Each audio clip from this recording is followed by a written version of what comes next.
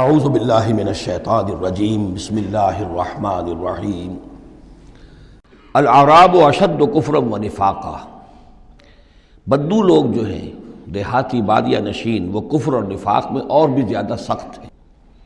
وَأَجْدَرُ أَن لَّا يَعْلَمُوا حُدُودَ مَا أَنزَلَ اللَّهُ عَلَيْهِ عَلَىٰ رَسُولِهِ، اور زیادہ لائق ہیں اس کے کہ ناواقف ہوں اس چیز کی حدود سے اور اس چیز کی تفاصیل سے کہ جو اللہ تعالیٰ نے اپنے رسول پر نازل فرمائی۔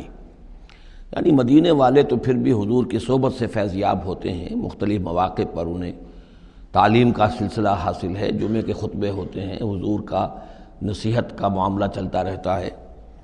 تو ظاہر بات ہے کہ جو لوگ ان چیزوں سے بھی محروم ہیں، بادیہ نشین ہیں، شاذ کبھی کوئی آیا مدینے میں تو حضور سے کی صحبت سے فیض یاب ہو گیا، لہذا فطری طور پر، معقول اور منطقی طور پر کفر اور شرک، کفر اور نفاق ان میں جو ہے وہ شدید تر ہے۔ واللہ علیم الحکیم، اور اللہ تعالیٰ سب کچھ جاننے والا اور کمال حکمت والا ہے۔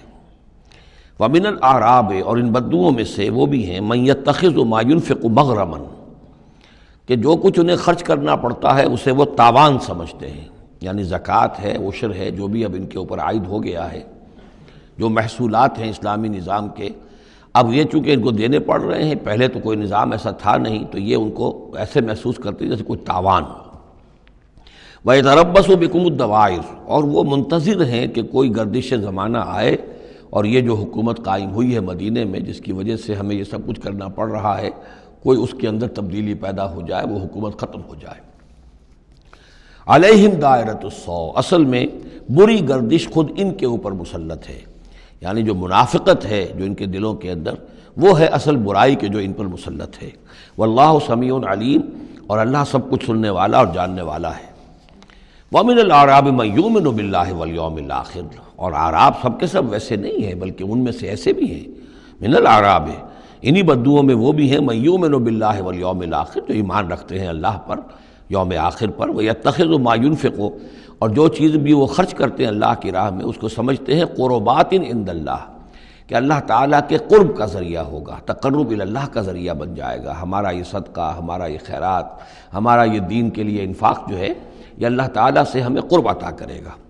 وصلوات الرسول، اور رسول صلی اللہ علیہ وسلم کی طرف سے عنایتیں ہوں گی اور ان کی دعائیں ہمارے شامل حال ہو جائیں گی۔ گویا کہ صاحب ایمان بھی تھے ان بدوؤں میں، سب کے سب منافق ہی نہیں تھے۔ الا انہا قربۃ لہم، آگاہ ہو جاؤ، ہاں ان کا یہ انفاق، اللہ کی راہ میں خرچ کرنا، یقیناً ان کے لیے باعث تقرب ہے اللہ کے لیے، اللہ کے نزدیک۔ سیدخلہم اللہ فی رحمتہ، ان قریب اللہ تعالیٰ انہیں اپنی رحمت میں داخل کرے گا۔